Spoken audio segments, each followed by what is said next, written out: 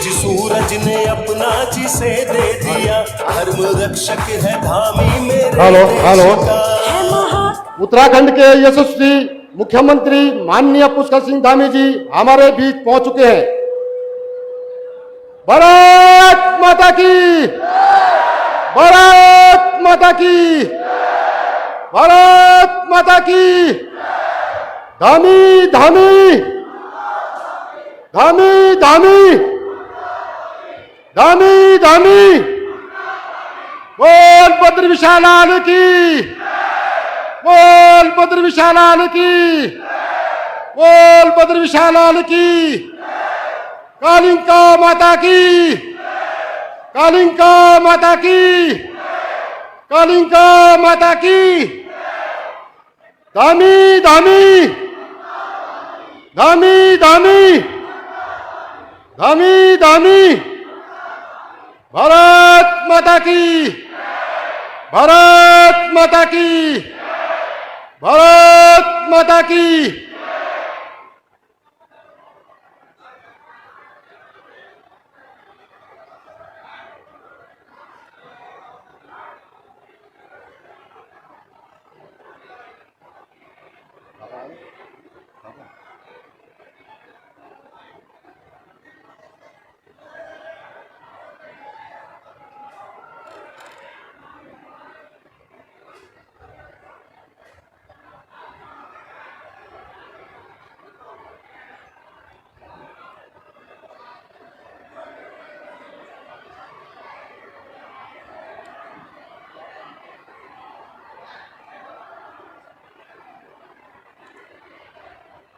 भारत माता की, भारत माता की, भारत माता की। धामी धामी अपना धामी, धामी धामी धामी धामी धामी धामी धामी धामी धामी धामी धामी धामी। बोल बद्र विशालाल की, बोल बद्र विशालाल की। भारत माता की, भारत माता की, भारत माता की, भारत माता की।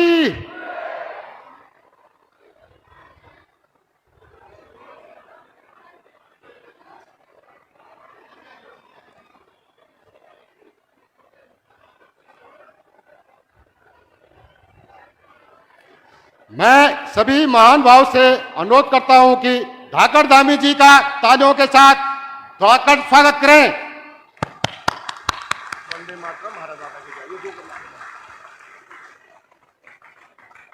भारत माता की, भारत माता की, भारत माता की।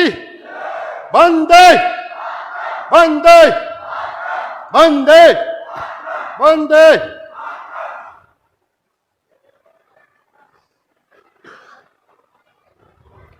वंदे वंदे वंदे वंदे वंदे वंदे। भारत माता की, भारत माता की, भारत माता की। वंदे वंदे वंदे वंदे। भारत माता की, भारत माता की, भारत माता की। वंदे वंदे वंदे वंदे। भारत माता की, भारत माता की। धामी धामी धामी धामी धामी धामी धामी धामी। वंदे।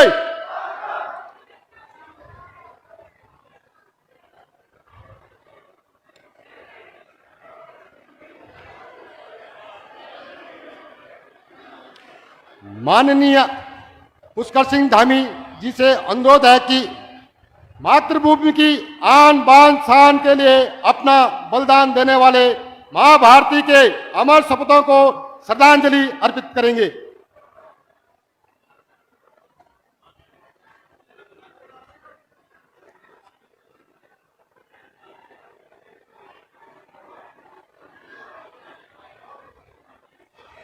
धन्यवाद माननीय मुख्यमंत्री जी।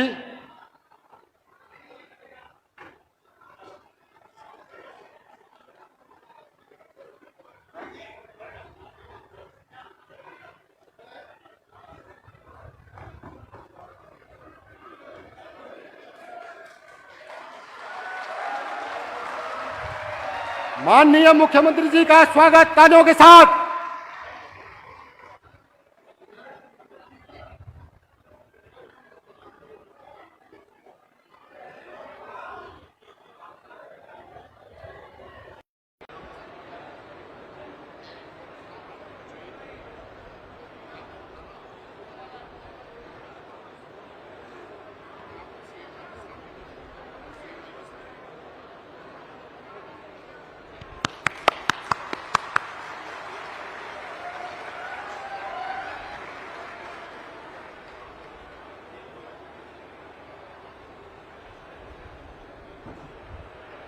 अब मैं आए हुए सभी महानुभावों से अनुरोध करता हूं कि राष्ट्रीय गीत वंदे मातरम के लिए अपने स्थान पे खड़े हो जाएं।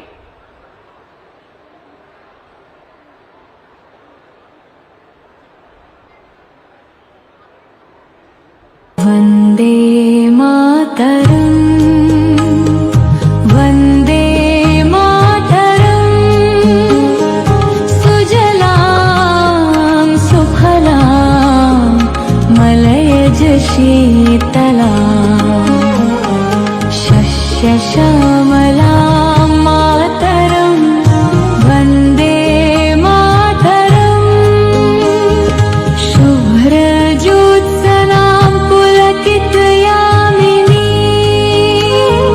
फुल्लकुसुमितद्रुमदलशोभिनी सुहासिनी सुमधुरभाषिणी सुखदां वरदां मातरं वन्दे मातरम् कोटि कोटि कंठ कल कल निनाद कराले कोटि कोटि भुजैर्हित खर करवाले अबला के नमायित बले बहुबल धारिणी नमामि तारिणी रिपुदल वारिणी मातरं वन्दे मातरम् तुम्ही विद्या तुम्ही धर्म तुम्ही देवी तुम्ही मर्म त्वं हि प्राणा शरीरे बाहुते तुम्ही मा शक्ति हृदये तुम्ही मा भक्ति तुम्हारी प्रतिमा गडी मंदिरे मंदिरे वन्दे मातरम् त्वं हि दुर्गा दश प्रहरणधारिणी कमला कमलदल विहारिणी भवानी विद्यादायिनी नमामि कमलां अमलां सुजलां सुफलां मातरं वन्दे मातरम् श्यामलां सरलां सुस्मितां भूषितां धरणीं भरणीं मातरं Vande Mataram Vande Mataram.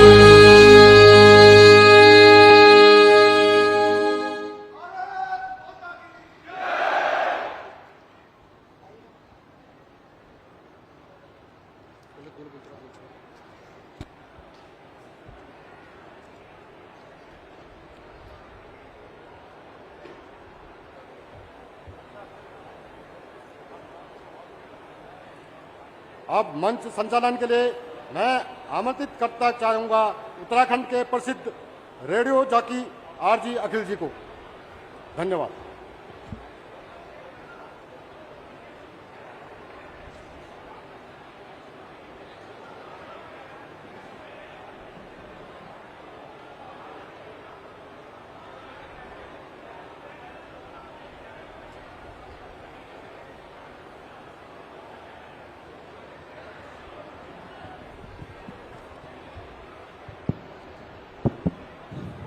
Jai Hind everyone and good afternoon. Myself RJ Akhil. I host velabanti.com show on Super Hits 93.5 Red FM as Dehradun का सबसे बड़ा वेला।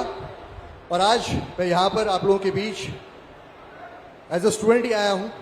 सबसे पहले तो मैं माननीय पुष्कर सिंह धामी सर का धन्यवाद करना चाहूँगा कि उन्होंने अपना कीमती समय दिया और आज यहाँ पर युवा अग्निवीर संवाद के लिए आए हैं। साथ ही major general Gulab Singh Rawat sir का भी, साथ ही यूथ फाउंडेशन के संस्थापक कीर्ति चक्र, शौर्य चक्र, विशिष्ट सेवा मेडल से सम्मानित कर्नल अजय घोटियाल सर का भी। और अगर मैं अपनी बात करूं, जब यूथ फाउंडेशन की स्थापना हुई थी तो मैं भी आप ही लोगों के जैसे यूथ फाउंडेशन कैडेट से मैं भी वहां पर था। अनफॉर्चुनेट मैं आर्मी में नहीं जा सका, लेकिन इस यूथ फाउंडेशन के थ्रू मैंने अपने कई कजन्स को paramilitary forces, Indian arm forces और अदर डिफेंस फोर्सेस को ज्वाइन करते हुए देखा है। और मुझे आज फिर एक यूथ फाउंडेशन के थ्रू ही एक बहुत बड़ी अपॉर्चुनिटी मिली है because of colonel CM sir and Gulab Singh sir यहाँ पर बैठे हैं और आज मैं यहाँ पर हूँ युवा अग्निवीर संवाद में। तो एक बार जोरदार तालियां आप सभी लोग एक बार अपने लिए बजा दीजिए। आज इस युवा अग्निवीर कार्यक्रम में युवा साथी भी हैं, भूतपूर्व सैनिक भी हैं, महिलाएं भी हैं और बहुत सारे लोग हैं जो अपने डोईवाला से, उत्तराखंड से, देहरादून से अलग अलग जगह पर आए हैं, क्योंकि एक आज ऐसा संवाद है जो आज तक शायद कभी नहीं हुआ and this for the first time. यहां पर कुछ ऐसा होने जा रहा है जिसकी लोग उम्मीद भी नहीं कर सकते, लेकिन आज वो सब यहां पर होगा। And thanks again youth foundation इतनी बड़ी अपॉर्चुनिटी मुझे देने के लिए, बिकॉज यू नो आप लोगों के साथ मैं भी आज इस कार्यक्रम का हिस्सा रहूंगा और आज यहां पर हम लोग हिस्ट्री बनते हुए देखेंगे। क्योंकि इस प्रोग्राम की अगर हम बात करें, यूथ फाउंडेशन पिछले 1 महीने से इसकी प्रोग्राम की तैयारी कर रहा है और यूथ फाउंडेशन की अगर हम बात करें 20,000 से प्लस स्टूडेंट्स ने यहां से ट्रेनिंग ली है, 10,000 प्लस स्टूडेंट्स यहां से paramilitary forces, other arm forces में गए हैं। लेकिन जब से अग्निवीर एक टर्म आया है, एक नाम आया है, कई लोगों ने इसको लेकर गलत गलत इंफॉर्मेशन जो है सोशल मीडिया के थ्रू अलग अलग प्लेटफॉर्म पर फ्लोट करी है। सो आज उन सभी सवालों को किल करेगा RJ Akhil with Uttarakhand CM माननीय पुष्कर सिंह धामी जी के साथ। तो अभी जैसे कि सवाल भी आप लोगों के मुझ तक पहुंचे हैं, नाम और नंबर्स पहुंचे, तो आप लोगों से सवाल में कुछ सवाल मेरे पास है, मैं भी पूछूंगा। लेकिन उससे पहले अभी हम शुरुआत करते हैं जिस परफॉर्मेंस की हम इंतजार कर रहे हैं, क्योंकि पिछले 1 महीने से हमारे यूथ फाउंडेशन कैडेट्स हैं वो उस परफॉर्मेंस को तैयार कर रहे हैं। तो मैं सभी लोगों को स्टेज पर बुलाना चाहूंगा। सर आपकी permission. Youth foundation cadets, music.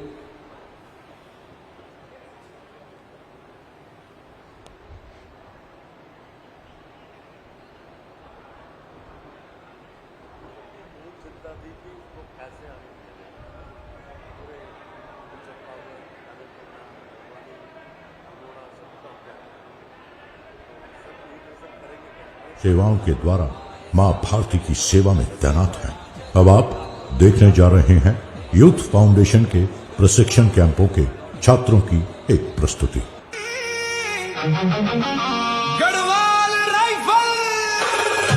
जय बद्री विशाल।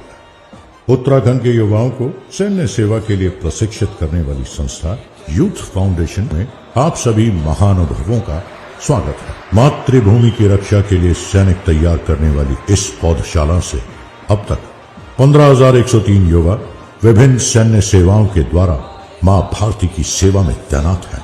अब आप देखने जा रहे हैं यूथ फाउंडेशन के प्रशिक्षण कैंपों के छात्रों की एक प्रस्तुति।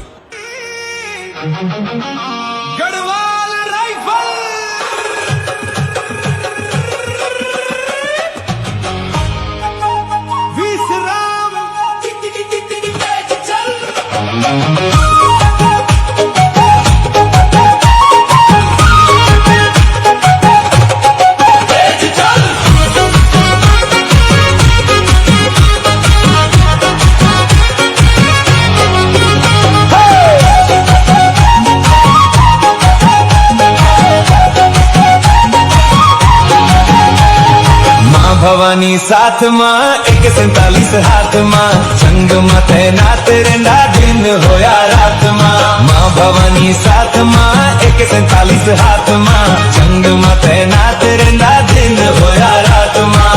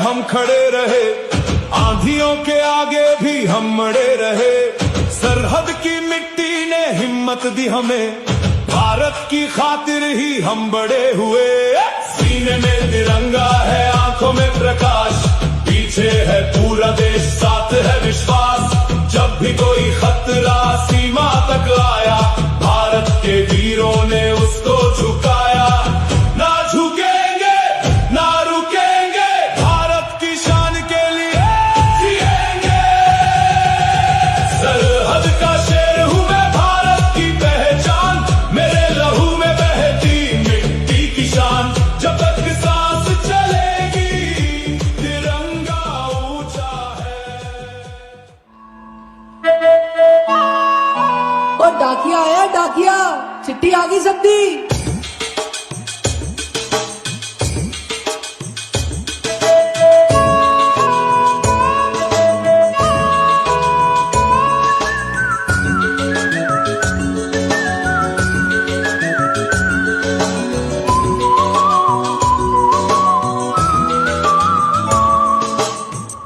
संदेशे आते हैं हमें तड़पाते हैं कुछ भी आती है पूछे जाती है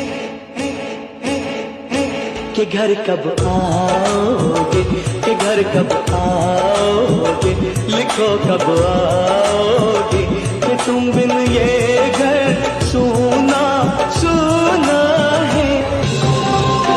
नमस्कार, आज के मुख्य समाचार। अभी खबर मिली है कि कारगिल की पहाड़ियों पर हथियारबंद दुश्मन देखे गए हैं। सेना के सूत्रों के हवाले से पता चला है कि सीमा में कभी भी जंग छिड़ सकती है। कारगिल से हमारे संवाददाता सोम प्रताप की रिपोर्ट। बने रहिए हमारे साथ। All units alert. जंग का ऐलान हो चुका है। दुश्मन देश की तरफ से कभी भी गोलीबारी शुरू हो सकती है। सारी बटालियन अपनी पोजीशन पर पहुंचे। आई रिपीट, सारी बटालियन अपनी अपनी पोजीशन पर पहुंचे।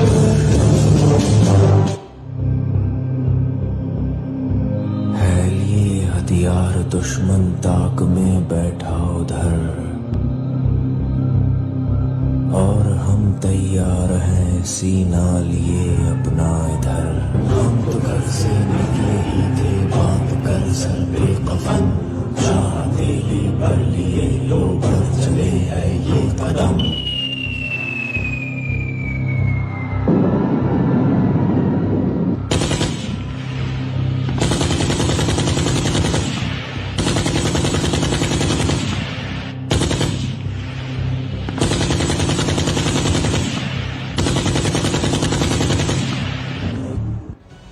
नमस्कार, आप देख रहे हैं आज तक। आपके साथ हूं मैं नेहा बातम। वक्त है नॉन स्टॉप 100 का, लेकिन इससे पहले इस वक्त की बड़ी खबर आपको बता दें। जम्मू कश्मीर में एलओसी से सटे उरी में आत्मघाती हमला हुआ है। जो बात मैं आपको बताने जा रहा हूं वो बात आप मरते दम तक अपने हलक से बाहर नहीं निकालेंगे। 28 सितंबर देर रात को जिस बेरहमी से आतंकवादियों ने कायरों की तरह हमारे निहत्थे भाइयों को नींद में मारा था, उस बेरहमी का घातक जवाब। क्या आप इस मिशन के लिए तैयार हैं? Yes sir. क्या बदले के लिए आपका खून खोल रहा है? Yes sir. Commanders, who are we? Indian army ने जंग शुरू नहीं की थी, but we will bloody hell finish it. Yes sir. How is the josh? High sir. How is the josh? High sir. I said how is the josh? High sir. Good.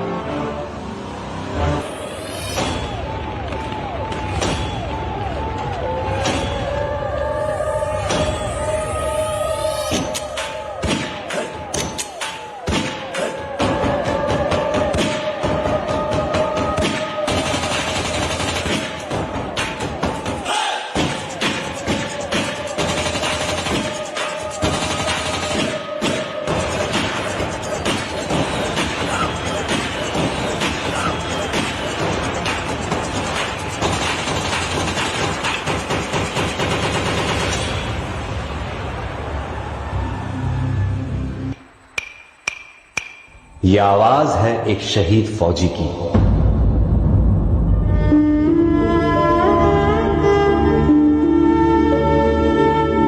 मेरे जवान दोस्तों, मेरे शहीद होने के बाद जब तुम मुझे मेरे गांव लेकर जाओगे तो ये बताओ, क्या मेरी मां का सामना कर पाओगे? मेरा दिल ये बता रहा है, वो खड़ी होगी घर के चौखट पे, उसे पता होगा उसका बेटा आ रहा है। घर की दहलीज में पहुंचते ही मुझे कंधे से उतार देना और मेरी मां के निकट जाके पूछना उनके आंसू और सीने से लिपट जाना।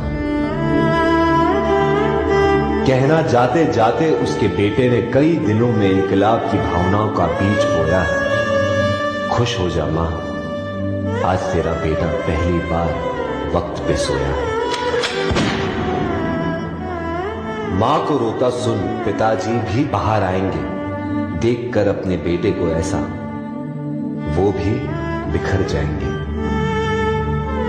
तब जाकर कहना उनसे कि मैंने ये इसलिए किया ताकि हमेशा ऊंचा मेरे देश का मान रहे। छीन लिया उनके बुढ़ापे का सहारा ताकि देश मेरा जवान रहे। मेरे छोटे भाई से कहना कि मां को संभाल ले वो, पर ये बात भी जहन में डाल ले वो कि एक मां यहां आंसू बहा रही है तो दूसरी मां उसे सरहद पे बुला रही है।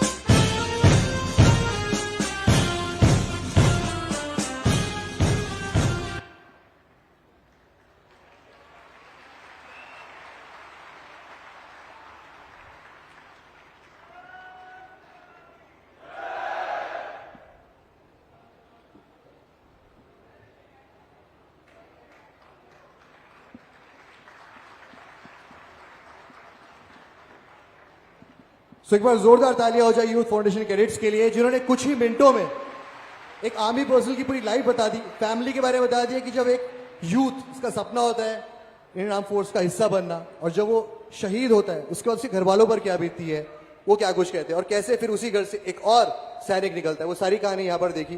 तो एक बार फिर से जोरदार तालियां हो जाए हमारे यूथ फाउंडेशन कैडेट्स के लिए, जो पिछले 1 महीने से इस प्रोग्राम की तैयारी कर रहे थे। और अब मैं रिक्वेस्ट करना चाहूंगा यूथ फाउंडेशन के संस्थापक, कीर्ति चक्र, शौर्य चक्र, विशिष्ट सेवा मेडल सम्मानित कर्नल अजय कोटियाल सर का, कि प्लीज वो 2 शब्द कहें आज के इस इवेंट पर।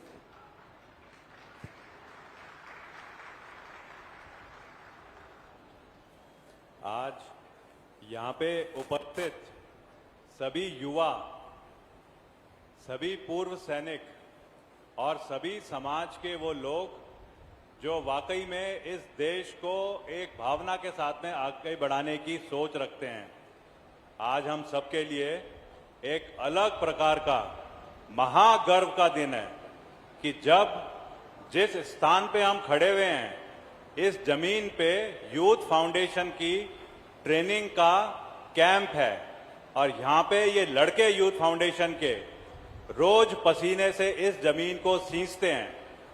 इन लड़कों की एक चिंता है, इन लड़कों की एक भावना है और बार बार वो मेरे को ये चीज बोलते रहते हैं कि सर, अगर उत्तराखंड के मुख्यमंत्री माननीय पुष्कर सिंह धामी जी, जो खुद हमेशा आगे बढ़ के सैनिकों को, पूर्व सैनिकों को, युवाओं को, महिलाओं को एक सैन्य पुत्र के तौर पर आगे बढ़ाने का प्रयास करते हैं, तो क्या कभी ऐसा मौका नहीं हो सकता कि हम सब एक जगह इकट्ठे हों और सीधा संवाद करें मुख्यमंत्री जी से?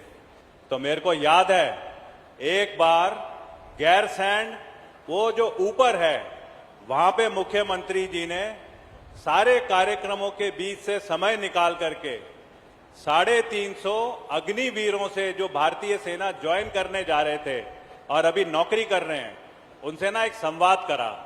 और क्योंकि उस संवाद को लाइव में, फेसबुक में और अलग अलग चैनल से बहुत सारे युवाओं ने देखा, तो मेरे को पता है आज उन सबकी इच्छा पूरी करने के लिए माननीय मुख्यमंत्री श्री पुष्कर सिंह धामी जी हमारे बीच में हैं। मैं दिल की गहराइयों से, अंदर से, अपने पूरे जोश के साथ में आपको थैंक यू बोलना चाहता हूं सर। मेरे को पता है सर ने इतना बिजी जो इनका शेड्यूल रहता है, लेकिन बीच में समय निकाल करके ये ना हम में से किसी किसी को बुलाते रहते हैं और कुछ चीज बोलते हैं जो इन्होंने परखी, और उसी में इन्होंने मेरे को और मेरे जैसे कई लोगों को एक प्रयास करने के लिए बोला। और उस प्रयास का आज हम सब के सब जो यहां बैठे हैं, बहुत सारे लोग जो आज सोशल मीडिया और लाइव इस प्रोग्राम को देख रहे हैं। और सर, मैं आपको बताना चाहता हूं कि मेरे को कल शाम को जब कॉल आई तो 18 लड़के यहां पे बीच में बैठे हैं, जिसका किसी को नहीं पता वो अग्निवीर नौकरी कर रहे हैं और छुट्टी लेकर के आ रखे हैं आज आपका कार्यक्रम देखने के लिए। तो इससे बड़े हर्ष की बात, इससे बड़े जोश की बात और इससे बड़े सीधे संदेश की बात आज तक जो कभी नहीं हुई है, वो आज इस भूमि से हमारे मुख्यमंत्री श्री पुष्कर सिंह धामी जी खुद संवाद के जरिए हम सबको बताएंगे। इसके साथ में मेरे लिए और भी फक्र की बात है कि माननीय धामी जी के साथ में गुलाब सिंह रावत सर आ रखे हैं, मेजर जनरल गुलाब सिंह रावत। आपका मैं सूक्ष्म में इतना ही बोलूंगा कि डोगरा रेजिमेंट में कमीशन हुए और उसके बाद में भारत ने आज तक जितने युद्ध लड़े हैं, चाहे वो नॉर्थ ईस्ट का हो, चाहे वो जम्मू कश्मीर का हो, चाहे वो आतंकवाद का हो, हर युद्ध में गुलाब सिंह रावत सर बहुत अलग तरीके से अपनी भूमिका निभा चुके हैं। जब ये ब्रिगेड कमांडर थे तो मुझे याद है, हम तो छोटे छोटे कैप्टन होते थे तब, तो उड़ी और जो हमारा एलसी का इलाका है वहां पे इनका नाम रखा गया था पाकिस्तानियों ने। वो खबर आई थी इंडियन एक्सप्रेस और इंडिया टुडे में, और जो आज सीधे साधे से यहां पे दिख रहे हैं, इनका नाम रखा गया था किलर, कि ये कातिल है पाकिस्तानियों का। इनका नाम रखा गया था डर्टी हैरी, कि ये गंदा वाला हैरी है, क्योंकि पाकिस्तानी थर थर हो रखे थे। उसके बाद में ये बने मेजर जनरल। तो फेमस जो उड़ी क्षेत्र है, जो आज चर्चाओं में रहता है कि पाकिस्तानियों ने तो आतंकवाद से वहां पे कोई हरकत करी, लेकिन भारतीय सेना ने किस प्रकार से जवाब दिया। उस उड़ी में जब आप मेजर जनरल थे तो ऐसा माहौल बनाने का प्रयास करा पाकिस्तान की पूरी आईएसआई ने कि सारे अखबारों में, सारी खबरों में एक ही खबर आई कि मेजर जनरल गुलाब सिंह रावत मारा गया है, ताकि पाकिस्तानी जो सोल्जर थे वो बॉर्डर में जाने से जो घबरा रहे थे, उनके अंदर से ना डर खत्म हो जाए। सबको आदेश ये था, जब तक मेजर जनरल गुलाब सिंह रावत वहां पे है, सारे के सारे मोटा वाला बुलेट प्रूफ जैकेट पहनेंगे, सारे के सारे अपने गले में पट्टा बांधेंगे, किसी की गर्दन ना कट के चले जाए। आज वो गुलाब सिंह रावत सर माननीय मुख्यमंत्री जी के साथ में यहाँ पे उपस्थित हैं। और मेरे लिए पर्सनली सबसे बड़े गर्व की बात तो यह है कि जैसे हमारे मंदिर होते हैं, भारतीय सेना की इन्फेंट्री का सबसे बड़ा मंदिर है माऊ, इंदौर के पास में। माऊ को बोलते हैं मिलिट्री हेडक्वार्टर ऑफ वॉरफेयर। वहां पे जब सर इंस्ट्रक्टर पोस्टेड थे तो मैं सेकंड लेफ्टिनेंट अजय कोठियाल, मैंने सबसे पहला कोर्स इन गुरुजी के अंडर में करा था। आज गुरुजी के सामने उनका चेला भी बैठा हुआ है। मैं पुष्कर सिंह धामी सर को दोबारा से बोलना चाहूंगा कि आज बहुत सारे लोग जो 3 दिन से मेरे पीछे पड़े हुए हैं, वो सीधा इस संवाद को देख रहे हैं और हम सबके अंदर जो जोश आज इकट्ठा हो गया है, उसके लिए दिल से बहुत बहुत धन्यवाद sir. Thank you colonel Ajay Kothiyal sir. Again जब आप स्टेज पर आते हैं, कुछ बातें कहते हैं, तो हमेशा हमें एक गूज़बम्प दे जाती है और एक अलग उम्मीद जगाती है कि डेफिनेटली आने वाला कल हमारा और बेहतर होगा। आज तो बेहतर है, आने वाला कल हमारा और बेहतर होगा। और अब मैं उस तरफ बढ़ूंगा जिस चीज का हम सभी लोगों को बेसब्री से इंतजार है। As you all know, the programme का जो नाम है वो है युवा अग्निवीर संवाद। सो पहली बार ऐसा हो रहा है कि कोई मुख्यमंत्री आपके सामने है और सीधा संवाद करने को तैयार है। और साथ ही कुछ सवाल मेरे पास हैं जो मैं पूछूंगा। कुछ सवाल सर हमने आपके नाम से पहले ऑडियंस कहा था कि जिनको आज आपसे सवाल पूछने रिगार्डिंग टू अग्निवीर, वो अपने सवाल पूछें, तो उनके नाम हमारे पास हैं। साथ ही भूतपूर्व सैनिक हमारे यहाँ पर उनके कुछ सवाल हैं, तो हम शुरुआत करें सर, आपकी परमिशन है संवाद शुरू करने की, तो हम शुरुआत करते हैं। सो एक बार जोरदार तालियों से हम शुरुआत करते हैं इस प्रोग्राम की जिसका नाम है युवा अग्निवीर संवाद।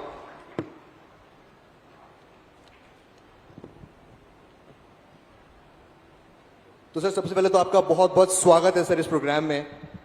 It's kind of one of the first podcast show जहां पर आप, मैं, सभी लोग यहां पर हैं, लाइव हैं। सवाल कुछ मेरे पास है, कुछ जनता ने पहुंचाए हैं। So welcome sir, thank you sir. बहुत बहुत धन्यवाद आपका। और सर इसी के साथ सर मैं आपको ना शुभकामनाएं भी देना चाहूंगा, because you are the second CM of the state जिन्होंने अपना 5 साल का टेन्योर पूरा करा है, एंड द फर्स्ट सीएम जिनका अभी तक का सबसे लंबा कार्यकाल रहा है as a CM. First of all sir उसके लिए आप कांग्रेचुलेशन। एंड उसी के साथ साथ अगर हम उत्तराखंड की बात करें, उत्तराखंड को मैंने अभी 25 वर्ष हुए हैं, लेकिन यहां पर राजनीति हमने एक उथल पुथल देखी है कि मुख्यमंत्री आने से पहले मुख्यमंत्री के बदलने की चर्चाएं शुरू हो जाती है। लेकिन आपने सबसे लंबा कार्यकाल रखा, दूसरे मुख्यमंत्री बने, अभी सबसे लंबा सीएम भी है। तो आप पे ऐसा कौन सा वो मूल मंत्र है जो आप सभी को कंधे से कंधा मिलाकर साथ चल रहे हैं और उत्तराखंड को एक प्रगति की राह पर लेकर जा रहे हैं? प्लीज बताएं सर। देखिए अखिल जी, मैं सबसे पहले तो आपका धन्यवाद करता हूं कि आप इस संवाद को पूरा यहाँ पर आज संचालन कर रहे हैं इसका। और मैं कर्नल कोठियाल जी का, अजय कोठियाल जी का बहुत आभार व्यक्त करता हूं कि उन्होंने बहुत शानदार एक अभिनव पहल यहाँ पर प्रारंभ करी, जो इस प्रकार का संवाद किया। और यूथ फाउंडेशन के माध्यम से वो लगातार हमारे यहाँ के युवाओं को सेना की तरफ लगातार जाने के लिए प्रेरित करते रहते हैं, उनकी ट्रेनिंग करते हैं, उनका शिक्षण करते हैं, उनका प्रशिक्षण करते हैं और हर प्रकार से सहायता करते हैं। और शानदार काम, उसके लिए उनका जितना अभिनंदन किया जाए वो कम है। मैं बहुत अभिनंदन उनका करता हूं। और बड़ा मैं अपने आप को सौभाग्यशाली मानता हूं जब भी मैं किसी ऐसे कार्यक्रम में जाता हूं जिसमें युवा लोग होते हैं। सबसे पहले तो युवा, उसके बाद फौजी, सैनिक, और उसमें से सैनिकों में भी जिन्होंने पूरे भारत की सीमाओं पर एक मैं कहूं खतरनाक तरीके से अपने जीवन को जो है उन्होंने भारत की सुरक्षा में लगाया, एक अधिकांश समय उसमें बिताया। ऐसे हमारे मेजर जनरल गुलाब सिंह रावत जी हमारे बीच में हों, सैनिक हों, वहाँ कोठियाल साहब बैठे हैं हमारे, और आज उनकी उम्र लगभग कितने 86 साल हो गई। 86 साल में भी युवाओं जैसा जोश उनके अंदर है। एक बार ताली बजा दीजिए सब लोग। और हमारे यहाँ पर हमारे यहाँ के विधायक भाई ब्रजभूषण गैरोला जी भी यहाँ बैठे हैं, और अन्य भी बहुत सारे, मैं हमारे सैनिकों में, पूर्व सैनिकों में, और अग्निवीर, युवा, नौजवान, समाज के विभिन्न क्षेत्रों में काम करने वाले अलग अलग क्षेत्रों से बहुत बड़ी संख्या में लोग आए हैं। हमारे बहुत बड़ी संख्या में मीडिया के मित्र हैं, एनसीसी के कैडेट्स हैं, और साथ में बहुत सारे स्कूलों के मेरे सभी प्रिय छात्र एवं छात्राएं हैं। मैं सबसे पहले तो आप सबका अभिनंदन करता हूं, यहाँ पर स्वागत करता हूं और आप सबने इस कार्यक्रम में यहाँ पर इतनी बड़ी संख्या में, मैं तो सोच रहा था कि कर्नल साहब ने अग्निवीरों से मिलने का, युवा अग्निवीरों से मिलने का और संवाद का कार्यक्रम रखा है तो 200, 300, 400, 500 लोग होंगे और मैं तो देख रहा हूं कि यहाँ हजारों की संख्या में जितने लोग इसके अंदर हैं, इससे कहीं दुगने लोग मुझे बाहर दिखाई दे रहे हैं, पूरे छात्र युवा लोग दिखाई दे रहे हैं। तो मैं सबका बहुत स्वागत करता हूं। तो आपने मुझे कुछ जानने की आपने जिज्ञासा प्रकट की है, मुझे लगता है कि मुझे जरूर बताना चाहिए कि एक तो मैंने कभी ये सोचा नहीं था कि मैं इस जिम्मेदारी पर आऊंगा या इस जिम्मेदारी के लिए मैंने कोई प्रयास किया। मैंने कभी कोई प्रयास नहीं किया। हमारी पार्टी माननीय प्रधानमंत्री मोदी जी के नेतृत्व में आज पूरे देश के अंदर एक नया वर्क कल्चर, एक नई कार्य संस्कृति, सुशासन की, विकास की जो नई अवधारणा देश के अंदर प्रारंभ हुई है 2014 में, जब से देश के प्रधानमंत्री मोदी जी बने हैं, तब से सामान्य नौजवानों को, युवाओं को और मेरे जैसे युवाओं को भी, जो एक सैनिक पुत्र हैं, एक सामान्य सैनिक के पुत्र होने के बावजूद उन सभी को जिम्मेदारियां मिली हैं और मेरे जैसे अनेक लोग हैं जिनको जिम्मेदारी मिली है। मैंने कभी ये नहीं सोचा कि ये दिन कितने बीत रहे हैं, कितने दिन हो रहे हैं, कितने दिन का कालखंड हुआ है। कभी दिन भी नहीं गिने, कभी महीने भी नहीं गिने और साल भी नहीं गिने, बस क्योंकि एक ही प्रण था कि देवभूमि उत्तराखंड की जनता की सेवा करनी है, उत्तराखंड को हिंदुस्तान का श्रेष्ठ राज्य बनाना है, जो विकास और स्थिरता, ये हमेशा किसी भी राज्य में, ये उस राज्य की प्रगति में बहुत बड़ा योगदान उसका होता है। तो उस प्रगति को देने का काम, उस प्रगति में अपना योगदान करने का काम, उसमें शामिल होने का काम अनवरत रूप से हमने क्षण प्रतिक्षण किया है और उत्तराखंड की जनता ने बड़ा भरोसा हमारी पार्टी पर, माननीय प्रधानमंत्री मोदी जी की नीतियों पर, उनके नेतृत्व पर। 2022 में हुए आम चुनाव में एक जो मिथक था उत्तराखंड में, अखिल जी, हमेशा होता क्या था कि हर चुनाव में सरकारें यहां बदल जाती थी। ऐसे एक पार्टी की सरकार चल रही है तो चुनाव होता था, सरकार बदल जाती थी, दूसरी पार्टी की सरकार आ जाती। उत्तराखंड की जनता ने पहली बार स्थिरता को, विकास को और सुशासन को प्राथमिकता दी और एक मिथक तोड़ा, एक परिपाटी बदली और लगातार दूसरी बार भारतीय जनता पार्टी को सरकार में आने का मौका दिया, अपना आशीर्वाद दिया और हमने भी एक क्षण नहीं सोचा और लगातार हम उस दिशा में आगे बढ़ रहे हैं उत्तराखंड की जनता के आशीर्वाद से। मैं इसका सारा क्रेडिट उत्तराखंड की जनता को देना चाहता हूं। वो इसलिए देना चाहता हूं कि कोई भी, आपने देखा होगा हमारे राज्य में बहुत सारी कठिन परिस्थितियां आ जाती हैं, कभी आपदा आ जाती है, कभी लैंडस्लाइड हो जाता है, कभी एवलॉन्च आ जाते हैं, तमाम प्रकार का जल भराव हो जाता है, या अनेक स्थितियां जिनके कारण हम नहीं होते हैं, लेकिन वो स्थितियां आती हैं। लेकिन उत्तराखंड की जनता ने, चाहे कोई स्थिति आई हो, कोई परिस्थिति आई हो, माणा से लेकर मलारी तक, गुंजी और कुट्टी और नाभी जैसे अंतिम क्षेत्र हो, या आराकोट हो, या अस्कोट हो, या चक्राता का हमारा सीमांत क्षेत्र हो, या हमारा गुंजी का अंतिम क्षेत्र हो, या हमारा जो नीति माणा की घाटी हो, उस घाटी तक के लोगों ने हमेशा एक साथ खड़े होके उन चुनौतियों पर हमेशा हमारा साथ दिया है। इसलिए मैं समझता हूं कि असली श्रेय की अधिकारी उत्तराखंड की जनता है, जिसने स्थिरता को आगे बढ़ाने का काम किया है। ओके, तो यानी कि पूरा क्रेडिट आपने उठा के उत्तराखंड की जनता को दे दिया। इन्हीं की वजह से आप जो है प्रदेश के सबसे लंबे मुख्यमंत्री बने, 5 साल का कार्यकाल आपने पूरा करा और उत्तराखंड को प्रगति की राह पर लेकर जा रहे हैं। जी बिल्कुल। सर, उसी का दूसरा सवाल मेरा आपसे ये है कि आप उत्तराखंड प्रदेश के चीफ मिनिस्टर तो हैं, लेकिन आपके साथ एक और नाम जुड़ता है कि आप एक डिसिप्लिन चीफ मिनिस्टर हैं। हर जगह समय पहुंच जाते हैं, हर चीज आप समय से करते हैं। तो ये डिसिप्लिन है, आपने कहां से सीखा है? घर से या पॉलिटिक्स में आने के बाद आपने डिसिप्लिन सीखा? प्लीज सबको बताएं। देखिए, मेरे जीवन में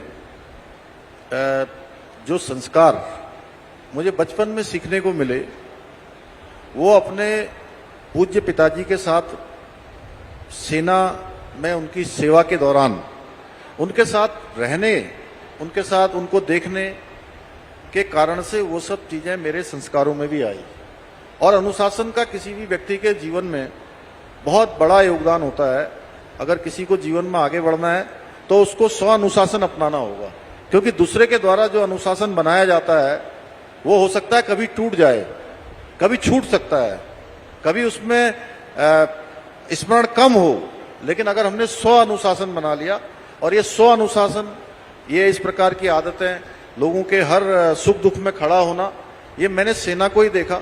क्योंकि एक सैनिक कभी भी अपनी परवाह नहीं करता है, बल्कि जो उसके लिए, जो जहां पर उसकी जरूरत होती है, सबसे पहले उसको प्राथमिकता देता है। ये हमारी सेना का जो है एक विशेष वो है। और दूसरी बात ये मैंने सेना में देखा, मैं बचपन में महार रेजिमेंट में रहा, मेरे पिताजी महार रेजिमेंट में थे, और जनरल बिपिन रावत साहब जब मैं इस जिम्मेदारी पर आया तो वो उनसे मेरी भेंट हुई, तो उन्होंने मुझे कहा कि आपके पिताजी की जो रेजिमेंट है, हम चाहते हैं कि आपका एक सबसे पहले वहां पर एक कार्यक्रम होना चाहिए। और उन्होंने मेरा कार्यक्रम सागर में, मध्य प्रदेश में, उस रेजिमेंट में लगाया। वहां चूंकि वो जब उनकी वो दुर्घटना हो गई तो वो कार्यक्रम टल गया, लेकिन बाद में जनरल मनोज पांडे साहब एक दिन मुझे मिल गए, जो आर्मी चीफ थे। उन्होंने मुझे कहा कि आपका हमने कार्यक्रम बनाया था, सीडीएस साहब ने पहले उस समय नहीं हो पाया, अब हम चाहते हैं कि आप जो है उस कार्यक्रम में महार के सेंटर में चलिए। तो मैं वहां गया, वहां पर सैनिक सम्मेलन हुआ, मैं उनके ऑडिटोरियम में गया, रात को बड़ा खाना भी हुआ। अगले दिन उन्होंने पूरा सेंटर मुझे, जनरल बीसी पनोप्पा, बंसी पनोप्पा साहब थे, वो मुझे, उन्होंने जिप्सी खुद चलाई और पूरे सेंटर में मुझे ले गए। तो एक जगह पर जहां पर एसकेटी उसकी क्या ट्रेनिंग हो रही थी, जहां पर पीटी होती है अंदर, जिसमें बहुत ज्यादा वो ड्रिल करते हैं, जैसे ये अभी कर्तव्य यहां पर कर रहे थे ना, ऐसे ही हवा में, मतलब हवा में पलट रहे थे, क्या बोलते हैं उसको, सबरसोल्ड। तो ऐसे ही हो रहा था। तो उसमें जो वहां के एक हौलदार साहब थे, सीएचएम थे या बीएचएम थे, वो वहां पर पहुंचने में देर हो गई उनको। तो मैंने कहा कि चलते अंदर, चलते जनरल साहब अंदर चलिए। तो मुझे बोले कि 1 मिनट रुक जाइए, वो समथिंग कुछ यादव उनके पीछे लगा हुआ था, कोई यादव नाम था उनका। बोले वो विजय यादव साहब अभी नहीं आए हैं, जरा 2 मिनट आ जाएंगे तो तब अंदर जाएंगे। तो एक जनरल एक हौलदार को कितना सम्मान देता है, ये मैंने ये एक अपनापन और दूसरे के प्रति सम्मान का भाव जो भारतीय सेना में देखा, मुझे लगता है दुनिया की किसी सेना में नहीं दिखाई देता। ये घटना मेरे मतलब दिल को अंदर तक छू गई। तो सर कई ऐसे इंसिडेंट होते हैं लाइफ में जो आपको एकदम से चेंज कर देते हैं। लाइफ में कुछ ऐसे इंसिडेंट होते हैं यंग एज में जिसने आपको एकदम डिसिप्लिन बना दिया। अभी मैंने आपको सर कॉन्ग्रेचुलेट करा for the 5 years as a CM of Uttarakhand. So मैं आपको एक सवाल को थोड़ा और डिफिकल्ट बनाता हूं। ऐसे वो कौन से 5 काम हैं जो आप आज यहां पर गिना दें, देवतुल्य जनता को बताएं कि ये आपने 5 काम एज सीएम ऐसे करे जो आपको संतुष्टि देते हैं कि ये 5 काम बेहतर हुए उत्तराखंड की जनता के लिए। अखिल जी देखिए, मैं एक बात बहुत, मैं जब यहाँ पर आया हूँ तो मुझे ऐसा लगता है कि मैं अपने परिवार के बीच में आया हूँ। और सेना के जब जहाँ पर भी सैनिक मुझे दिखाई देते हैं, पूर्व सैनिक दिखाई देते हैं, तो मुझे लगता है कि वो, मैं मन से मान लेता हूँ कि वो सारे के सारे मेरे गार्जियन हैं, मेरे अभिभावक हैं। हमेशा मैं उनको इस दृष्टि से देखता हूँ। और युवा दिखाई देते हैं तो उनमें मुझे अपने राज्य का, अपने देश का भविष्य दिखाई देता है। तो अगर आप 5 कामों की बात करेंगे, लेकिन यहाँ तो हमने सैकड़ों काम कर दिए हैं। अगर मैं 5 ही बताऊंगा तो उन जो सैकड़ों काम और हुए हैं उनके साथ नाइंसाफी हो जाएगी। लेकिन फिर भी हमारे प्रधानमंत्री मोदी जी ने बाबा केदार के पवित्र धाम में उनके मुंह से बाबा के दर्शन करने के बाद उनके मुंह से एक शब्द निकले थे कि 21वीं सदी का तीसरा दशक उत्तराखंड का दशक होगा। और उनके वो शब्द हमेशा हमको प्रेरणा देते हैं, हमेशा प्रोत्साहन देते हैं। और उनके वो शब्द हमको ये हमेशा स्मरण कराते हैं कि उत्तराखंड के लोगों पर उनका कितना अटूट भरोसा है। कि उत्तराखंड इस 21वीं सदी का नेतृत्व करेगा, 21वीं सदी की प्रगति का वाहक बनेगा, यहाँ की गति का वाहक बनेगा, विकास का वाहक बनेगा। हर क्षेत्र में उत्तराखंड सबसे आगे होगा। तो इसलिए आज आप देख रहे होंगे उत्तराखंड में हमने जो सकारात्मक रूप से अनेक कामों को आगे बढ़ाया।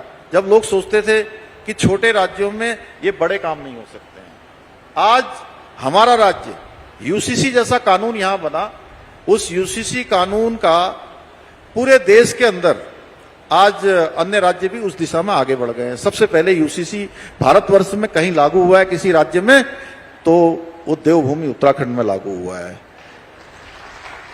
नकल का कानून, हम सकारात्मक राजनीति की तरफ काम करते हैं। हम सोचते हैं कि भाई सभी चीजें सकारात्मक होनी चाहिए।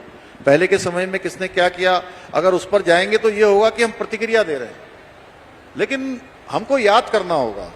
देखिए, पहली बार 2002 में उत्तराखंड के अंदर निर्वाचित सरकार बनी और श्री स्वर्गीय नारायण दत्त तिवारी जी उस समय मुख्यमंत्री बने, और उनके समय में सबसे पहले दरोगा भर्ती घोटाला आया, पटवारी भर्ती घोटाला आया, अन्य घोटाले आए, लेकिन उस समय कोई कार्रवाई नहीं हुई। घोटाले आए, भर्तियां आई कि ये भर्तियों में जो है बहुत बड़े पैमाने पर भ्रष्टाचार हुआ है, बहुत पैमाने पर गड़बड़ियां हुई हैं, अनियमितताएं हुई हैं, योग्यता, प्रतिभा और क्षमता के आधार पर सिलेक्शन नहीं हुआ है। अब उसके बाद कालखंड आ गया 2012 के बाद का। उस कालखंड में भी कांग्रेस की सरकार आई और यूके SSS का भर्ती का बड़ा घोटाला आया, जिसमें बड़ी गड़बड़ियां सामने आई। उसमें बीडीओ की भर्ती थी, अन्य भर्तियां थी, ऐसे उत्तराखंड टेक्निकल बोर्ड की भर्तियां थी, उन सभी में गड़बड़ियां पाई गई, लेकिन किसी में कार्रवाई नहीं हुई। भाइयों बहनों, हमारे समय में जैसे ही इन भर्तियों के प्रकरण आए, हमने सबसे पहले पूरे देश का सबसे सख्त नकल विरोधी कानून लागू किया, और इस नकल विरोधी कानून में हमने उम्र कैद तक की सजा का प्रावधान किया, और 100 से भी अधिक नकल माफियाओं को जेल की सलाखों के पीछे भेजने का काम किया।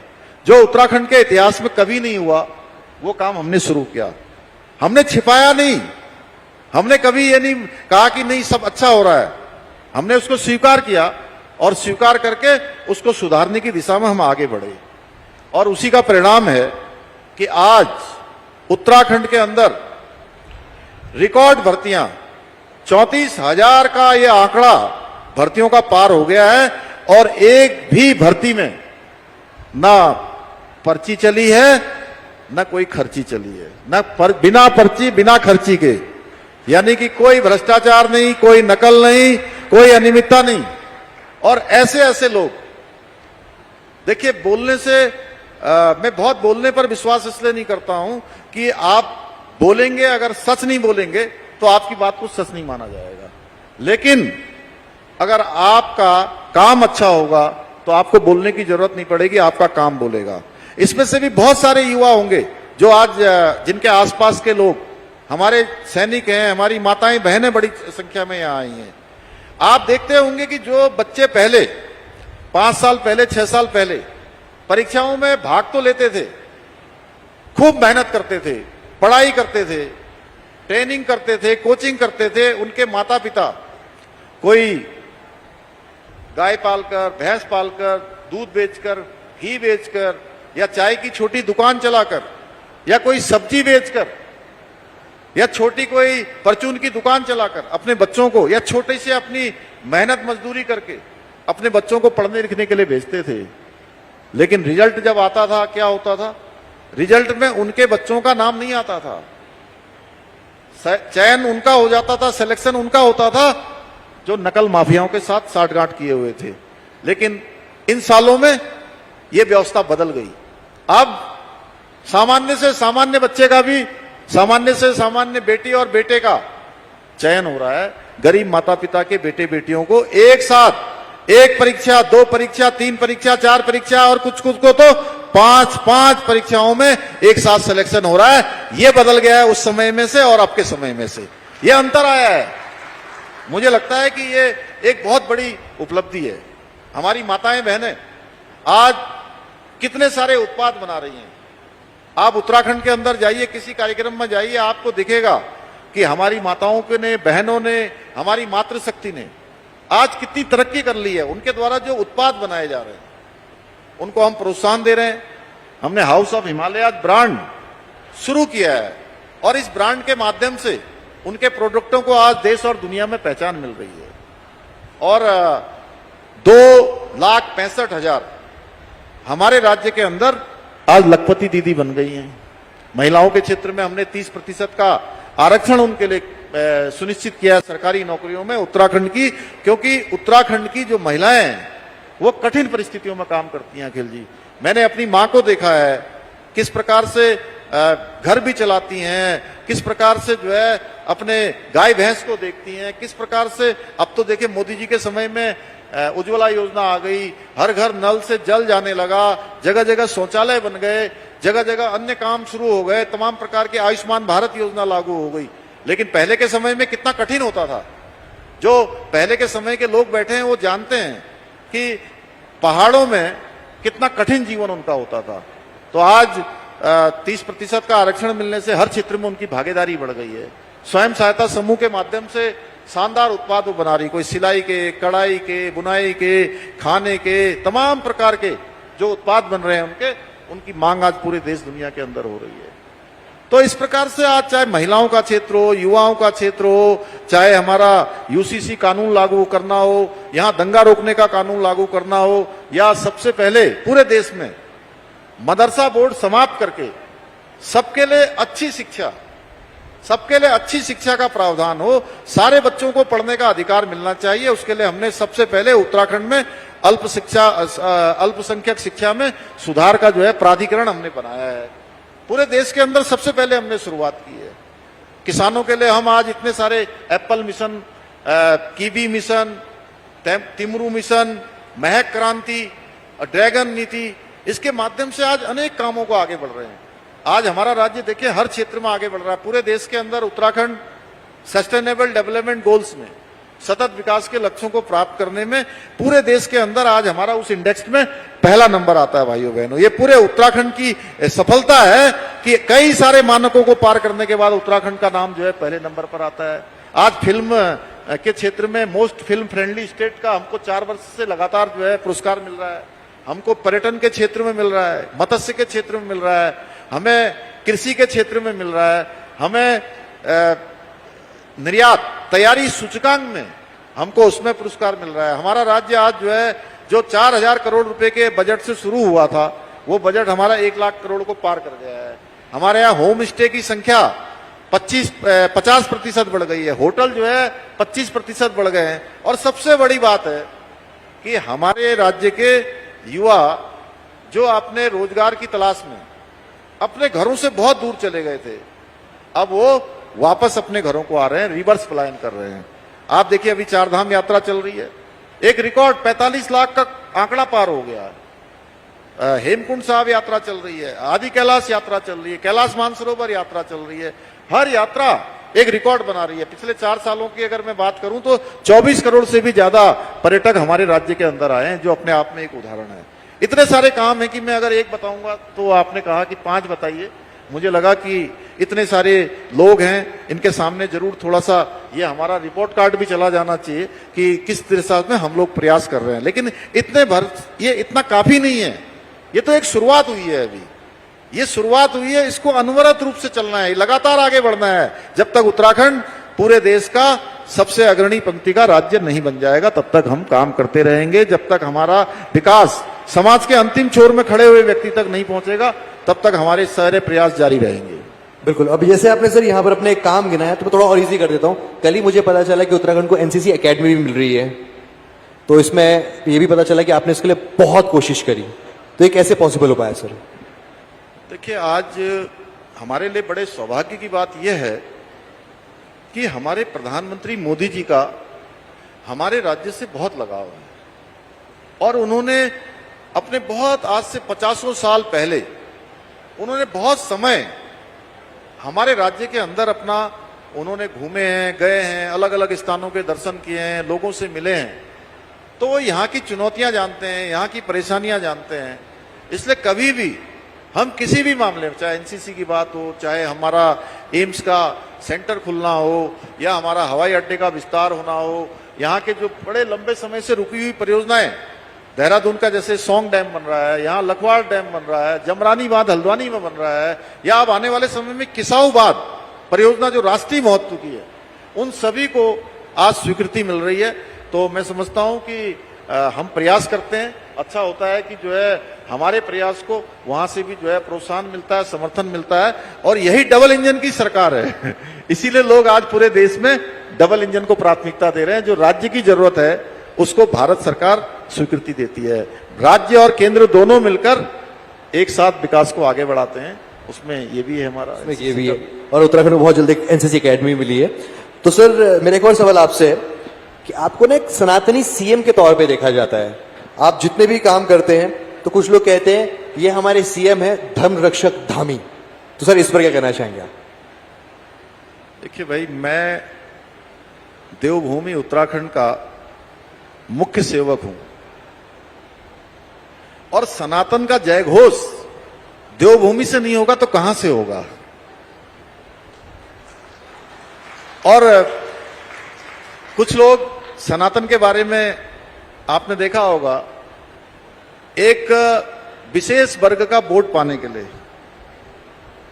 कुछ लोगों ने बयान दिए कि सनातन मलेरिया है, सनातन वायरल है, सनातन डेंगू है। मैं कहता हूं कि सनातन हमारी जीवन पद्धति है। सनातन था, सनातन है, और सनातन रहने वाला है, जो हमेशा रहेगा, शाश्वत है। सनातन जीवन पद्धति है, भारत की पद्धति है, हमारे देवताओं की पद्धति है, हमारी धार्मिक जो आस्थाएं हैं वही सनातन है। अच्छे मार्ग पर चलना, सच्चे कार्य करना, अच्छे कार्य करना, न्याय के लिए कार्य करना, सबके लिए जीना, धर्म के अनुसार कार्य करना, यही सनातन है। बिल्कुल। सर अब थोड़ा हम सोशल मीडिया की तरफ चलते हैं, थोड़ी सीरियस बात हुई है, थोड़ा माहौल को हल्का करते हैं। आज के टाइम में यूथ की अगर हम बात करें तो सोशल मीडिया पर काफी एक्टिव रहता है, और आप भी सोशल मीडिया पर एक्टिव रहते होंगे, तो कभी आपसे ऐसा हुआ कोई ना कोई सोशल मीडिया में मीम कमेंट देखकर आपको हंसी आई हो, लगा हो यार क्या है, सोशल मीडिया की बात करें? देखिए, सोशल मीडिया की दुनिया के जहां बहुत सारे आज एडवांटेज हैं कि कोई सामान्य से सामान्य व्यक्ति भी सोशल मीडिया में अपनी बात डालकर उसको पूरी दुनिया के अंदर ले जा सकता है। लेकिन मैं ये कहना चाहता हूं कि कई बार बहुत सारे लोग जो केवल व्यूज और लाइक के लिए सोशल मीडिया में बहुत सारी चीजों को फैब्रिकेटेड तरीके से डाल देते हैं, और कोई ऐसी बात डाल देते हैं जो हकीकत से बहुत दूर होती है, तो उसके कारण से बहुत सारे वाक्य देखने को मिलते हैं, माहौल खराब होता है, लोगों के अंदर एक आशंका पैदा होती है, कई बार भ्रम की स्थिति पैदा हो जाती है। तो उससे बचना चाहिए, मेरा तो ये कहना है, क्योंकि लाइक और व्यूज तो मिल सकते हैं, एक बार मिल सकते हैं, 2 बार मिल सकते हैं, लेकिन स्थायी रूप से आप किसी के दिल में तभी बसे रहोगे, तभी उनके दिल में स्थान पाओगे जब आप सच्चाई के पास होगे, क्योंकि सच्चाई एक न एक दिन सामने आती है, और झूठ के जो पैर होते हैं वो जल्दी उखड़ जाते हैं, बहुत ज्यादातर तक स्थायी नहीं होता है। तो thank you very much sir. मेरे पास सवाल तो वैसे और भी हैं, लेकिन आपके भी आगे अभी कार्यक्रम है। तो अभी जैसे कि इस प्रोग्राम का नाम है युवा अग्निवीर संवाद, सो हमारे बीच कुछ युवा हैं। आपके आने से पहले मैंने यहाँ पर रिक्वेस्ट करी थी लोगों से कि वो कुछ सवाल अगर आपसे पूछना चाहते हैं तो बिल्कुल पूछ सकते हैं। सो मैं सवाल लेना चाहूंगा सर युवाओं की तरफ से। हमारे बीच एक युवा है, नाम है आदित्य पवार। आदित्य पवार, आदित्य को प्लीज माइक दीजिए। आदित्य प्लीज अपना सवाल आप सीएम सर से पूछिए। जय हिंद माननीय महोदय मुख्यमंत्री जी, मेरा नाम आदित्य पवार है और मैं यूथ फाउंडेशन में अग्निवीर भर्ती की तैयारी कर रहा हूँ। महोदय, मेरा सवाल यह है कि अग्निवीर के 4 साल बाद हम जैसे 75% युवाओं को वापस घर आना पड़ेगा। ऐसे में हमारा भविष्य और रोजगार कैसे सुरक्षित रहेगा? धन्यवाद। खड़े हो जाओ।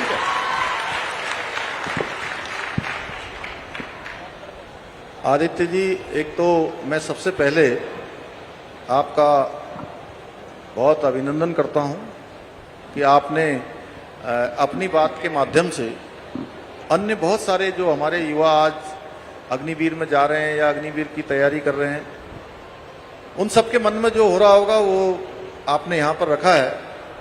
लेकिन मैं कहना चाहता हूँ कि देखिए, जब आप अग्निवीर का 4 साल का जो टेन्योवर है वो पूरा करके आएंगे तो उस समय आप पूरी तरह से, एक तरह से, हर तरह से आप पारंगत हो चुके होंगे। आपकी स्किलिंग भी हो चुकी होगी, आपका प्रशिक्षण, आपकी ट्रेनिंग, और एक जिम्मेदार व्यक्ति के नाते देश के हर क्षेत्र में जाने के लिए आपकी जो आवश्यकता, जो एक तरह से मैं कहूं कि उसकी जो आहर्ताएं होती हैं, वो सभी आप पूरी कर चुके होंगे। और अब अग्निवीरों के लिए उनका भविष्य शानदार रहे, उनको सोचना न पड़े, उसके लिए भारत सरकार ने, गृह मंत्रालय ने पहले ही जो है बहुत सारे आदेश कर दिए हैं, बहुत सारे प्रावधान कर दिए हैं। हमारे जितने भी पैरामिलिट्री फोर्सेज हैं उनमें अग्निवीरों के लिए स्थान सुरक्षित कर दिया है। हमने भी राज्य के अंदर 10% का हमने आरक्षण भी सुनिश्चित कर दिया है, और पुलिस विभाग है, हमारा फॉरेस्ट विभाग है, आपदा प्रबंधन विभाग है, अन्य विभाग जहां जहां भी संभावनाएं हो सकती हैं, उन संभावनाओं के सारे जो द्वार हैं, सारी संभावनाएं हमने उसके लिए आगे बढ़ा दी हैं।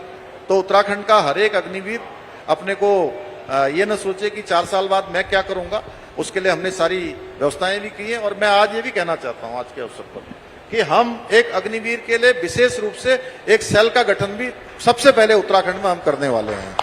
और उस सेल को जहां हमारे कर्नल साहब अजय जी और हमारे मेजर जनरल साहब जो है गुलाब सिंह जी जैसे लोगों का हमको पूरा उसमें उस टीम का सहयोग मिलेगा, वहीं जो अग्निवीर करके आएंगे विशेष रूप से उस सेल की जिम्मेदारी हम उन्हीं लोगों को देंगे, जिससे कि अग्निवीरों के सामने क्या क्या समस्याएं आ सकती हैं, कैसे उनका समाधान हो सकता है, उनके माध्यम से हम लोग सब लोग मिलकर उन अग्निवीरों के लिए काम करेंगे। क्योंकि वो कोई अपने घर का काम तो नहीं कर रहे हैं, वो तो पूरे देश का काम करने के लिए गए हैं, पूरे देश की सेवा के लिए गए हैं, देश की सुरक्षा और रक्षा के लिए गए हैं। इसलिए हमारा दायित्व तो बनता है कि हम सब उसको करें। और हमारे प्रधानमंत्री मोदी जी के नेतृत्व में हमारे गृह मंत्री जी अमित शाह जी लगातार इसकी चिंता कर रहे हैं, रक्षा मंत्री जी चिंता कर रहे हैं, और हम लोग भी चिंता कर रहे हैं। इसलिए आपको बिल्कुल चिंतित होने की आवश्यकता नहीं है, आप बेफिक्र होकर अपनी सेवाएं दीजिए। Thank you sir. I hope Aditya आपको आपके सवाल का जवाब मिल गया है। अग्निवीर सेल की यहाँ पर सर ने बात करी है, तो बहुत कुछ आज यहाँ पर होगा। दूसरा सवाल हमारे बीच पूछा है अमृता ने। अमृता जी, आप कहां पर हैं? अमृता। अच्छा, अमृता जी।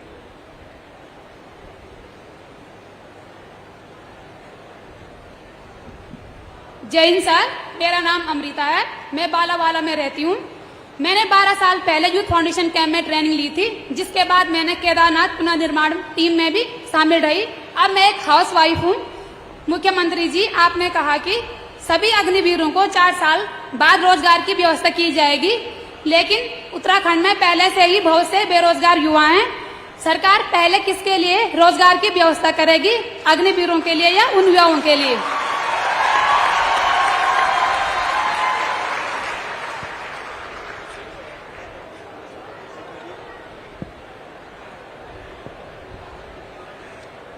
अमृता जी,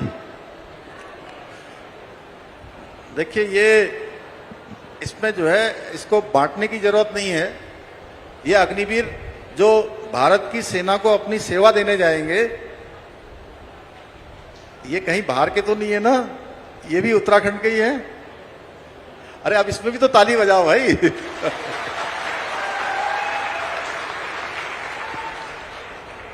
ये भी उत्तराखंड के हैं, और जो उत्तराखंड के हमारे युवा लोग हैं वो भी उत्तराखंड के हैं। तो ये बाहर के नहीं है, इसमें हमको डिफ्रेंशिएट नहीं करना है, अलग अलग नहीं करना है। और हमारे उत्तराखंड के जो अग्निवीर में होंगे और जो हमारे युवा होंगे, हम उनके लिए भी बहुत सारी योजना चला रहे हैं। अभी मैंने बताया कि 34,000 से अधिक युवाओं को हम अभी तक सरकारी नौकरियां उनको पारदर्शिता के आधार पर दिलाने का हमारा प्रयास रहा है, उनको मिल चुकी हैं, आगे भी मिलेगा। अग्निवीरों के कारण से कोई उनका रोजगार रुकने वाला है, ऐसा बिल्कुल नहीं है। हम उसकी व्यवस्था अलग से भी कर रहे हैं, अग्निवीरों के लिए अलग से भी प्रावधान कर रहे हैं। हमारे लिए सभी प्राथमिकताएं, ये भी युवा हैं और वो भी युवा हैं। धन्यवाद। अब और कौन है? अब नेक्स्ट बताइए। अच्छा सर, अब हम यहाँ पर हमारे बीच सर कुछ पूर्व सैनिक भी मौजूद हैं। तो सर मैं एक नाम मुझ तक पहुंचा है कैप्टन सुमेर सिंह जी का, 5th गढ़वाल से। कहां पर है होंगे captain Sumer Singh ji? Please mic दीजिए। हेलो, माननीय मुख्यमंत्री जी, आप एक सैनिक पुत्र हैं और सैनिक पुत्र होते हुए मेरा एक छोटा सा प्रश्न है कि हमारे उत्तराखंड में कई पूर्व सैनिक वीरांगनाएं जो कि अपनी जमीनों या अन्य कई कारणों से विभिन्न अदालतों में जिनके मुकदमे पेंडिंग हैं, उनके सरलीकरण के लिए या उनके समाधान के लिए कोई ऐसा सरलीकरण उपाय आपके द्वारा किया जाए तो पूर्व सैनिक और वीरांगनाएं उनका इस क्षेत्र में या इसमें कोई लाभ प्राप्त हो ताकि उन्हें त्वरित न्याय मिल सके। दूसरा प्रश्न मेरा ये है कि उपनल के माध्यम से विभिन्न विभागों में कार्यरत पूर्व सैनिक, आश्रित और उनकी पत्नियां कई वर्षों से कार्यरत हैं। माननीय हाई कोर्ट और माननीय सुप्रीम कोर्ट के आदेश का अनुसार उनके नियमितीकरण के संबंध में जो आदेश पारित हुए हैं, इसके बारे में आपसे अनुरोध है कि जल्दी से जल्दी उनके नियमितीकरण की प्रक्रिया जारी की जाए ताकि पूर्व सैनिक आश्रित और उनकी पत्नियों को फायदा हो सके। धन्यवाद। बहुत अच्छा है। जैसा आपने दूसरा वाला जो अभी दूसरी बात कही है, उपनल के जो हमारे काम करने वाले लोग हैं उनके लिए हमने पहले से ही जो है, चूंकि इस मार्च से हमने जो समान वेतन समान कार्य का जो फार्मूला है वो हमने लागू कर दिया है और हमने उनको पूरा आश्वस्त किया हुआ है कि हम उनके साथ किसी भी प्रकार की जो नाइंसाफी कहीं पर नहीं होगी। हम उनको पूरी सहानुभूति के साथ, सरकार उनके साथ खड़ी है और जल्दी से जल्दी हम उसको लागू भी कर रहे हैं। उपनल के कर्मचारियों के साथ हमारी वार्ता भी हो चुकी है। पहले बीच में कुछ दिनों कम्युनिकेशन गैप हुआ था, लेकिन बाद में सारी बातें सुलझ गई हैं, इसलिए उसमें कदापि कोई चिंतित होने की आवश्यकता नहीं है, उसको हम करेंगे। और जो पहले वाला जो आपने कहा कि कुछ न्यायालयों में ऐसे मामले रुके हुए हैं, तो मैं सैनिक कल्याण विभाग के हमारे अधिकारी यहाँ आए होंगे, मैं उन सभी को कहता हूं कि जो है ऐसे मामलों को एक जगह पर कलेक्ट कर लिया जाए और जितने भी मामले हैं हम पैरवी करेंगे कि जल्दी से जल्दी उनके मामले निस्तारित हो जाएं, जिससे कि अगर उनको कहीं पर किसी प्रकार की कोई परेशानी हो रही है, किसी कामों में रुकावट हो रही है, तो उनको रुकावट न हो। धन्यवाद।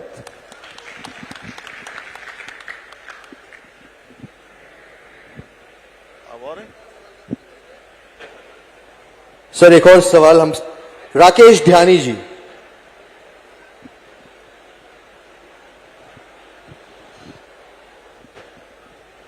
Hello, Jain sir.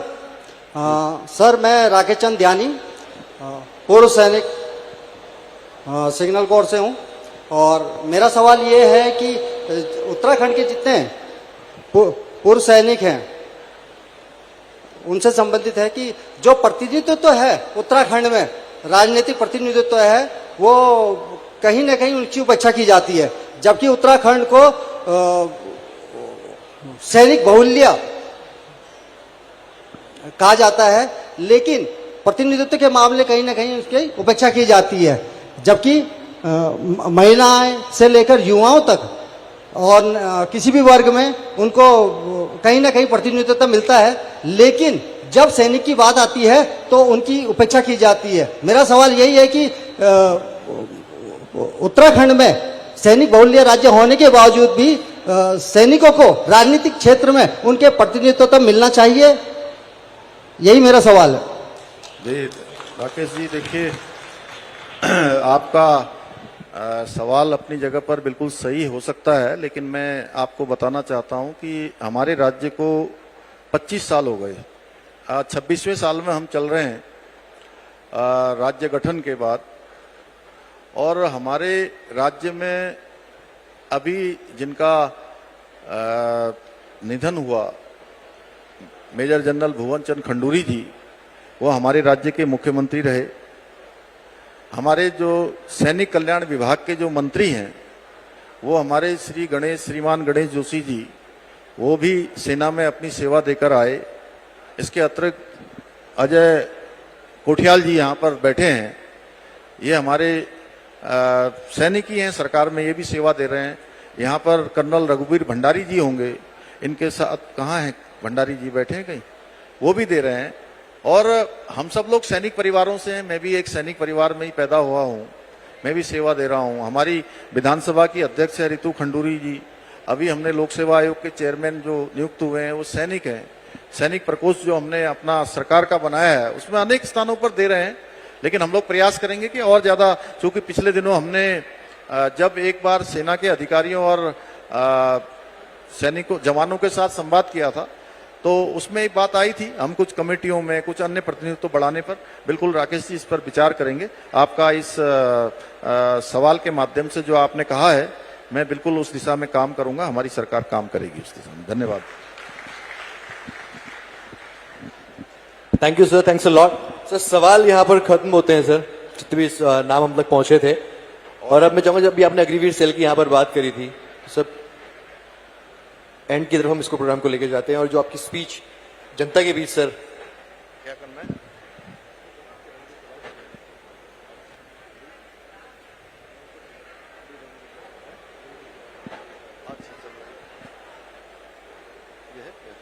अग्निवीर वाला यार, चलिए हैं, नहीं कोई नहीं, चलो बोल देते हैं।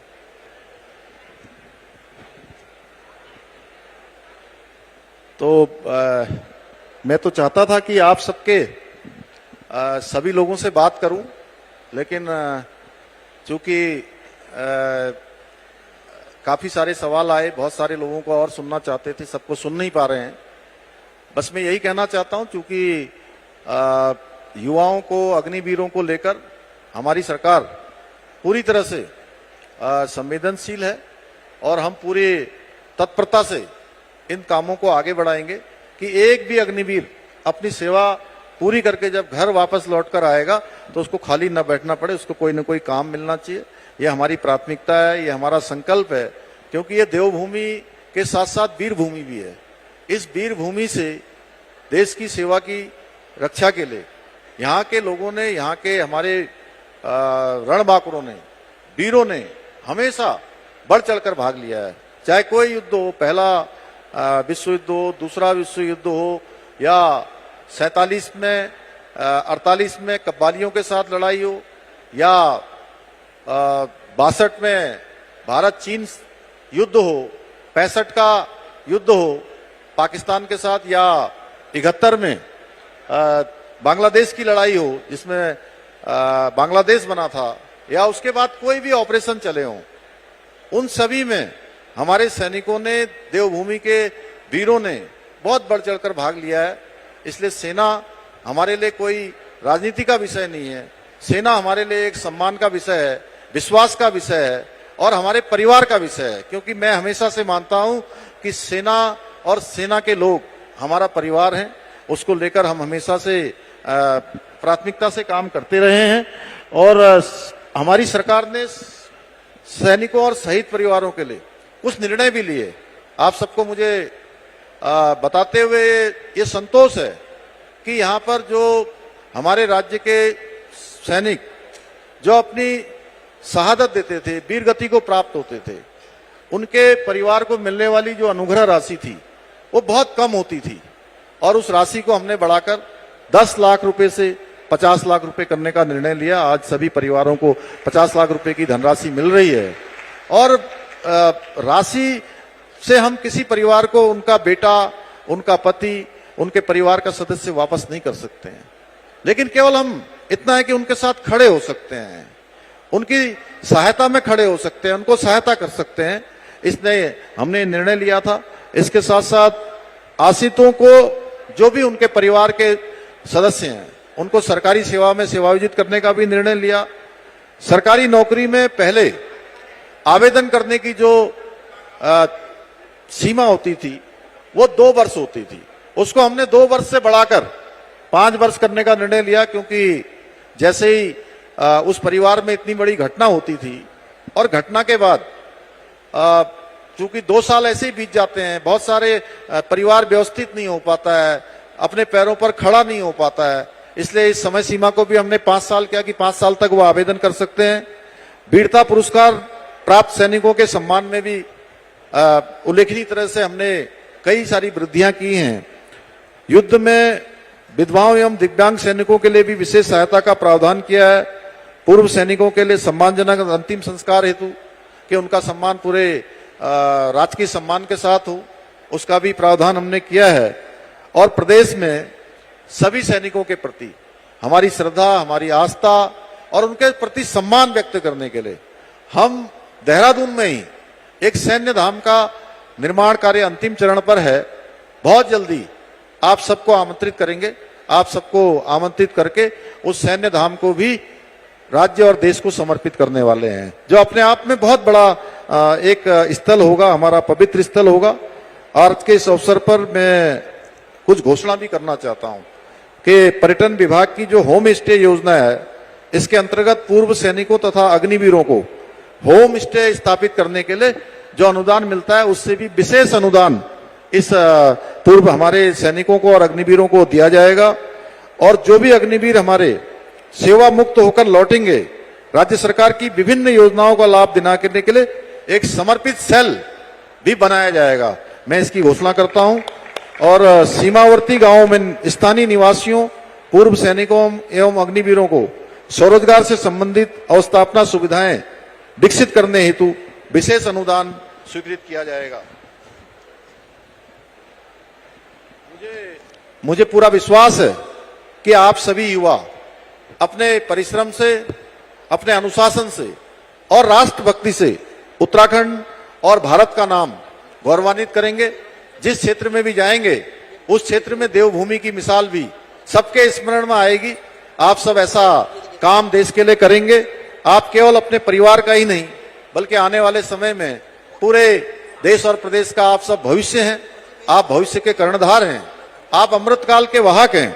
मुझे पूरा विश्वास है कि आप सभी राष्ट्र हित को सर्वोपरि रखते हुए विकसित भारत के लिए श्रेष्ठ उत्तराखंड निर्माण के हमारे विकल्प रहित संकल्प को पूरा करने में अपना योगदान सुनिश्चित करेंगे। मैं एक बार फिर से कर्नल अजय कोठियाल जी को इस नवोदित पहल के लिए उनका बहुत आभार व्यक्त करता हूं, उनकी पूरी टीम का, आए हुए सभी अतिथियों का और मेजर जनरल गुलाब सिंह रावत जी का और अन्य सभी यहाँ पर जितने भी हमारे धीरेन्द्र पवार जी से लेकर तमाम हमारे माननीय विधायक जी, कोठियाल साहब, हमारे रावत जी, राजीव जी और सबका मैं अपनी ओर से बहुत धन्यवाद करते हुए, हमारी माताएं बहनें भी बड़ी संख्या में आए हैं, पूर्व सैनिक आए हैं, हमारे युवा कैडेट्स आए हैं, यूथ फाउंडेशन की पूरी टीम और हमारे साथी दिनेश मानसेरा जी और उन लोगों को भी सबको मैं अपनी ओर से बहुत आभार व्यक्त करते हुए अपनी बात को समाप्त करता हूं। बहुत बहुत धन्यवाद।